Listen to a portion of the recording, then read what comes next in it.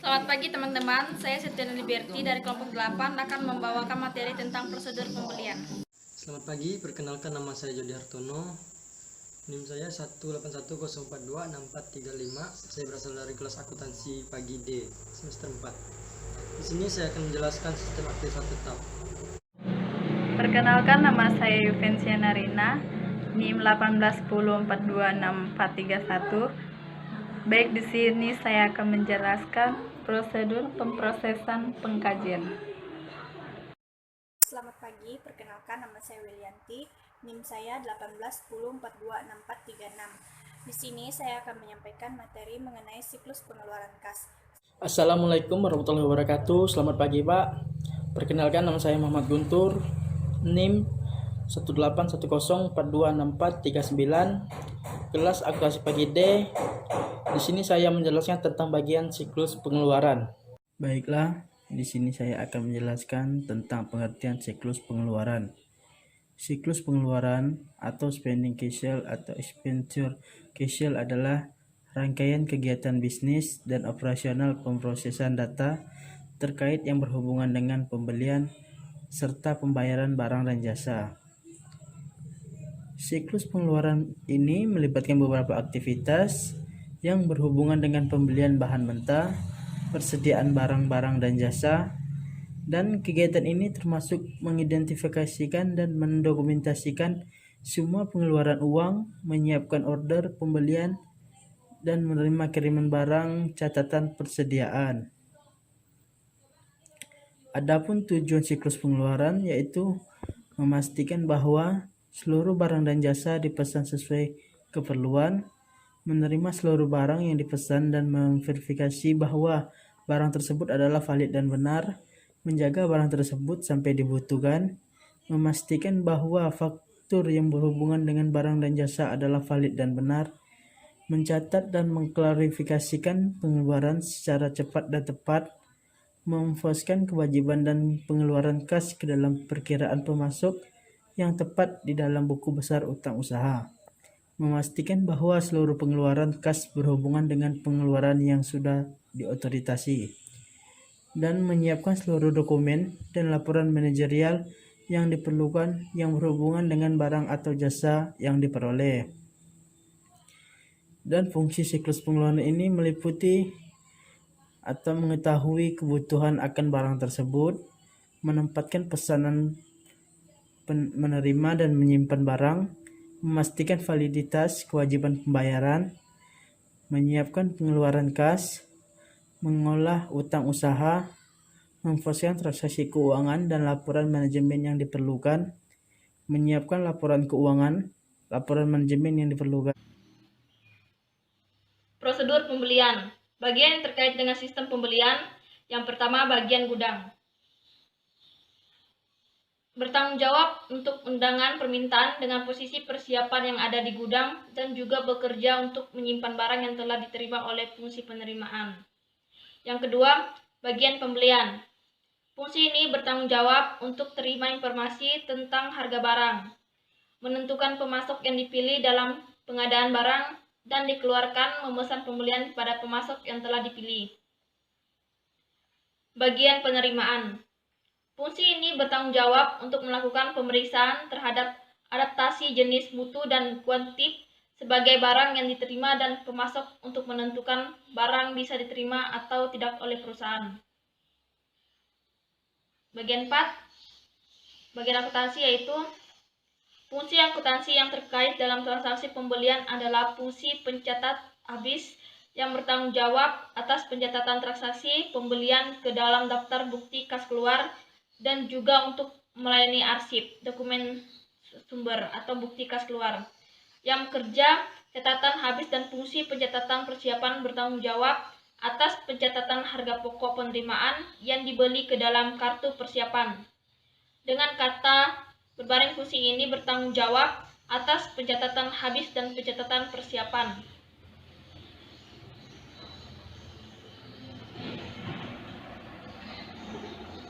Dokumen yang digunakan. Yang pertama, surat memesan pembelian. Dokumen ini merupakan formulir yang diisi oleh bagian gudang atau bagian pemakai barang untuk meminta bagian pembelian atau pembelian melakukan pembelian barang dengan jenis, jumlah, dan mutu seperti yang tersebut dalam surat tersebut. Surat pemesanan pembelian ini biasanya dibuat 2 lembar untuk setiap permintaan, 1 lembar untuk bagian membeli dan tembusannya untuk arsip bagian yang meminta barang. Yang kedua, surat permintaan penawaran harga. Dokumen ini digunakan untuk meminta penawaran harga bagi barang yang pengadaannya tidak bersifat menjadi berulang kali terjadi, yang tentang jumlah rupiah pembelian besar. Di sini surat memesan pembelian dibagi untuk beberapa poin. Yang pertama, surat memesan pembelian. Dokumen ini merupakan lembar pertama surat memesan pembelian yang dikirim kepada pemasok sebagai pemesan resmi yang dikeluarkan oleh perusahaan. Tembusan pengakuan oleh pemasok. Tembusan surat memesan pembelian ini dikirimkan kepada pemasok, dimintakan tanda tangan dari pemasok, dan dikirim kembali ke perusahaan sebagai bukti telah diterima dan disetujui memesan pembelian. Juga kesanggupan pemasok memenuhi janji pengiriman barang seperti tersebut dalam dokumen tersebut. Tembusan bagian satuan peminta barang. Tembusan ini dikirimkan kepada fungsi yang meminta pembelian itu barang yang diminatinya telah dipesan. Arsip tanggal penerimaan.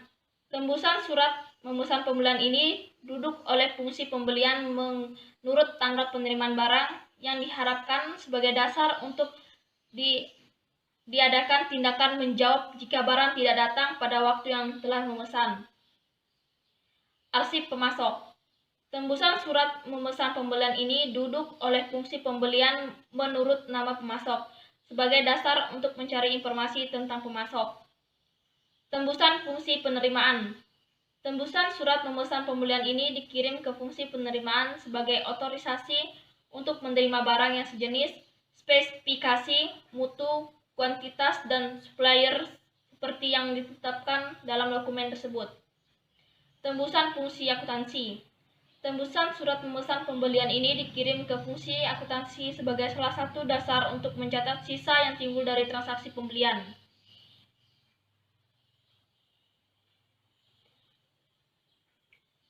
Laporan penerimaan barang.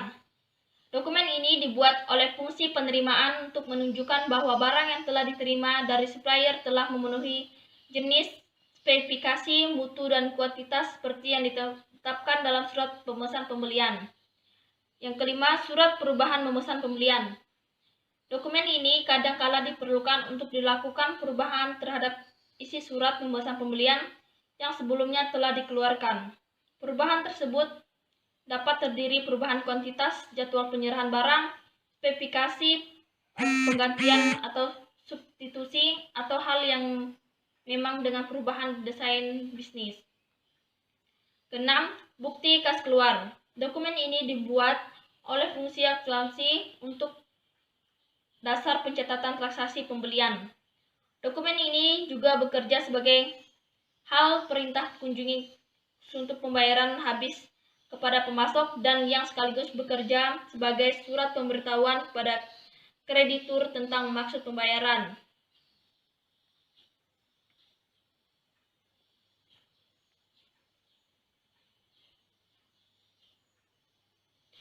Catatan akuntansi yang digunakan yang pertama yaitu daftar bukti kas keluar. Jurnal yang digunakan untuk mencatat transaksi pembelian jika pencatatan habis perusahaan menggunakan voucher harus dibayar prosedur. Yang kedua, jurnal pembelian. Jurnal yang digunakan untuk mencatat transaksi pembelian jika pencatatan habis perusahaan menggunakan akun harus dibayar prosedur. Yang ketiga, kartu utang. Buku pembantu yang digunakan untuk mencatat habis kepada pemasok jika dalam pencatatan utang perusahaan menggunakan akun harus dibayar prosedur. Jika pencatatan habis perusahaan menggunakan voucher pembayaran prosedur. Sebagai catatan utangnya adalah arsip bukti kas keluar yang dibayar. Terima kasih. Baik, saya akan menjelaskan mengenai sistem pengeluaran kas.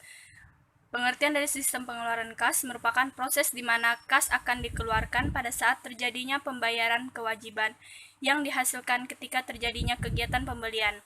Tujuan utama dari sistem ini adalah untuk memastikan bahwa kreditor yang sah menerima jumlah terutang yang benar ketika kewajiban jatuh tempo. Namun jika kewajiban dibayar telat, perusahaan akan kehilangan diskon atau potongan harga pembelian.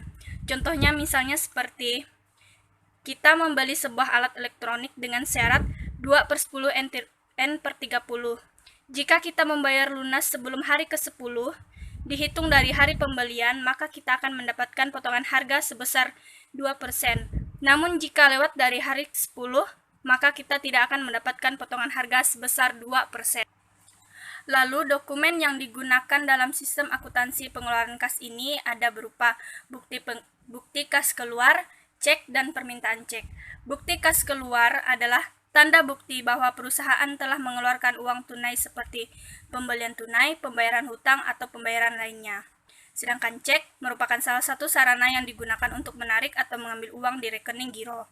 Dan permintaan cek yaitu dokumen yang berfungsi sebagai alat permintaan dari fungsi yang memerlukan pengeluaran kas kepada fungsi pencatatan untuk membuat bukti kas keluar.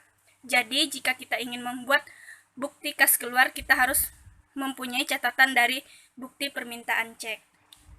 Selanjutnya yaitu sistem manual pengeluaran kas, yaitu ada bagian utang usaha. Dimulai dari bagian utang usaha, staf administrasi bagian utang usaha akan meninjau file-file voucher utang usaha terbuka atau utang usaha untuk melihat berbagai dokumen yang telah jatuh tempo. Setelah itu, staf administrasi utang usaha akan mengirim file voucher dan dokumen-dokumen lainnya seperti permintaan, pembelian, pemesanan, laporan, penerimaan, dan faktur kepada bagian pengeluaran kas. Yang kedua, bagian pengeluaran kas. Setelah menerima file voucher dalam dokumen-dokumen dari staf administrasi utang usaha, selanjutnya staf administrasi pengeluaran kas akan meninjau dan memeriksa dokumen tersebut untuk melihat kelengkapan dan akurasi administratifnya. Untuk setiap pengeluaran staf administratif pengeluaran kas akan membuat 3 salinan cek dan mencatat nomor cek, jumlah uang, nomor voucher, serta data yang terkait dalam data cek yang bisa kita kenal dengan jurnal pengeluaran kas. Yang ketiga yaitu bagian buku besar. Setelah jurnal pengeluaran kas selesai dibuat, lalu staf administrasi utang usaha memberikan data tersebut ke staf administrasi bagian buku besar. Angka yang terdapat dalam jumlah pengeluaran kas menunjukkan seberapa besar pengurangan total dalam kewajiban perusahaan dan akun kas sebagai akibat dari pembayaran ke pemasok. Staf administrasi bagian buku besar akan ke akun pengendali utang usaha dan akun kas dalam buku besar serta merekonsiliasi akun pengendali utang usaha dengan ikhtisar buku besar pembantu utang usaha, dan pekerjaan ini mengakhiri prosedur pengeluaran kas. Retur pembelian yaitu pengembalian barang yang sudah dibeli. Bila pada saat penerimaan barang dagang yang sudah dibeli ketika dicek ternyata rusak atau tidak sesuai dengan pemesanan, maka dapat dikembalikan lagi. Biasanya sebelum membeli sesuatu, antara pembeli dan penjual akan mengadakan kesepakatan secara tertulis, di mana pada perjanjian tersebut mengenai pengembalian barang yang dinyatakan melalui surat atau bisa juga dengan menggunakan memo debit atau nota debit. Baik, di sini saya akan menjelaskan prosedur pemprosesan pengkajian. Prosedur pengkajian di dalam perusahaan manufaktur. Otoritas pengkajian dirincikan transaksi. Jam kerja diakses ke proses pengkajian dari 2 sumber yang berbeda, yaitu personalia dan produksi. Poin kedua, proses pengkajian merekonsiliasi informasi, menghitung gaji, dan mendistribusi cek pembayaran ke karyawan. Akuntansi biaya, menerima informasi yang berkaitan dengan waktu yang digunakan setiap bekerja dari produksi. Menjurnal, akuntan barang dalam proses. Yang poin keempat, Departemen Utang Usaha menerima informasi rangkuman pengkajian dari Departemen Pengkajian dan mengotoritas Departemen Pengeluaran kas untuk menyetor 1 cek, jumlah total gaji, dalam akuntan bank khusus di mana akuntan diambil. Poin kelima, proses buku besar umum merekonsiliasi informasi rangkuman dari bagian akuntansi biaya, utang, pengeluaran kas.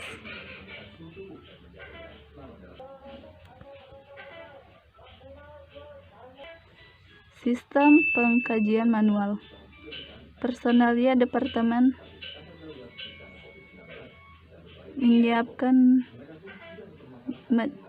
menyiapkan dan menyerahkan ke Departemen Pengkajian sebagai formulir kegiatan personalia. Produksi. Karyawan menyiapkan 2 jenis kartu catatan waktu kerja, yaitu kartu kerja yang berisi total jumlah waktu yang dihabiskan oleh setiap pekerja di setiap pekerjaan produksi yang kemudian dikirim ke akuntansi biaya. Akuntansi biaya mengeluarkan kartu pekerjaan untuk melokasikan biaya tenaga kerja ke akun web sebagai biaya tenaga kerja langsung atau overtime. Pengkajian menerima tarif pembayaran dan data pemotongan gaji dari Departemen Personalia dan data jam kerja dari Departemen Produksi, Departemen Utang, staf admin untuk usaha memeriksa kebenaran daftar gaji dan penyimpanan 2 salinan tanda terima mengeluarkan kas sejumlah gaji tersebut. Pengeluaran kas menerima cek-cek pengkajian, memeriksanya dan kemudian mendatanginya lalu mengirimnya ke pusat pembayaran untuk distribusikan ke karyawan. Buku besar umum menerima rangkuman distribusi tenaga kerja dari bagian akuntansi biaya dan tenaga terima, pengeluaran kas dari utang usaha yang berisi total jumlah gaji terutang dan perincian ke dalam kas utang, pajak, dan pengeluaran lainnya.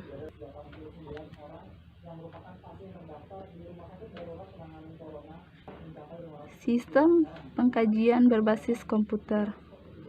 Otomatis sistem pengkajian penggunaan pemrosesan. Departemen Pemesanan Data menerima formulir kegiatan personalia, kartu pekerja, kartu waktu yang divoksi kegiatan.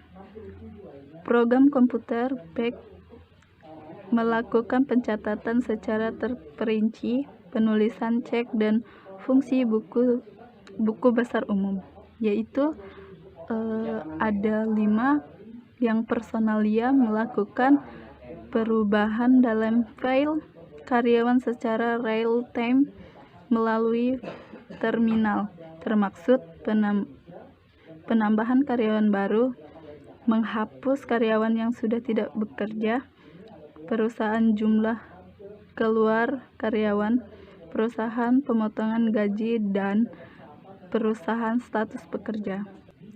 Sedangkan akuntansi biaya memasukkan data biaya pekerja real time atau setiap hari untuk menciptakan file pencatatan tenaga kerja.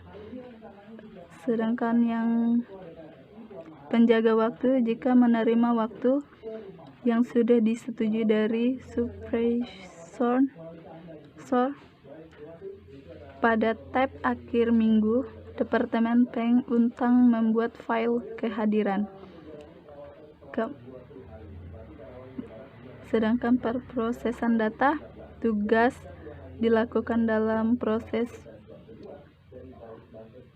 akhir periode, yaitu biaya tenaga kerja distribusikan ke bagian web, overtime, dan akun biaya. File rangkum distribusi tenaga kerja online diciptakan. Daftar gaji online diciptakan dari file kehadiran dan file karyawan. File catatan karyawan diperbarui. Cek pengkajian distribusi dan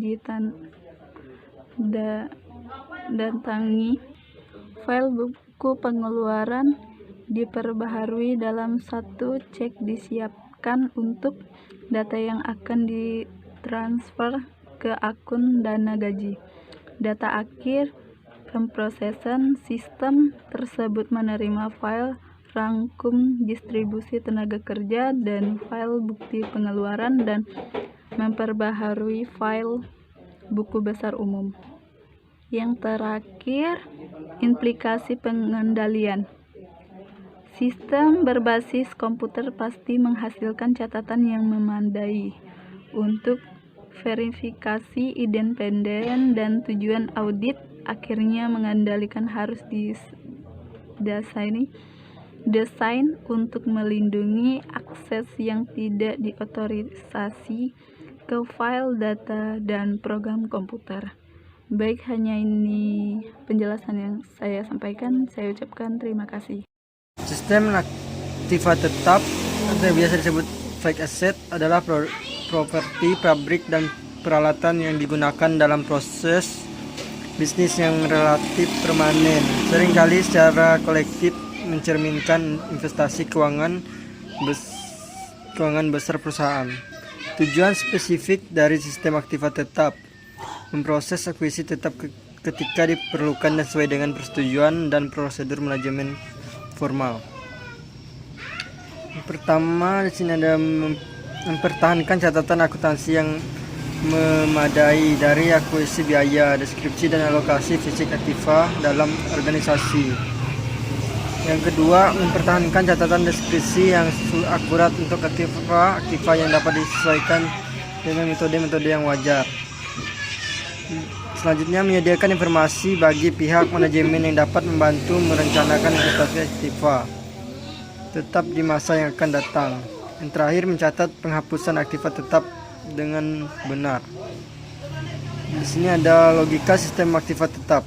Yang pertama, akuisisi aktiva yang biasa disebut asset acquisition. Kedua, pemeliharaan aktiva yang biasa juga disebut asset maintenance. Dan yang terakhir, pilihan penghapusan aktiva. Dan di sini ada sistem aktiva tetap berbasis komputer. Yang pertama, prosedur akuisisi. Yang kedua, pemeliharaan aktiva. Yang ketiga, persediaan penghapusan. Maksud saya prosedur penghapusan. Yang terakhir, mengendalikan sistem aktiva tetap. Yang pertama, pengendalian otorisasi. Yang kedua, pengendalian supervisi. Yang ketiga, pengendalian verifikasi independen. Sekian dari saya, terima kasih.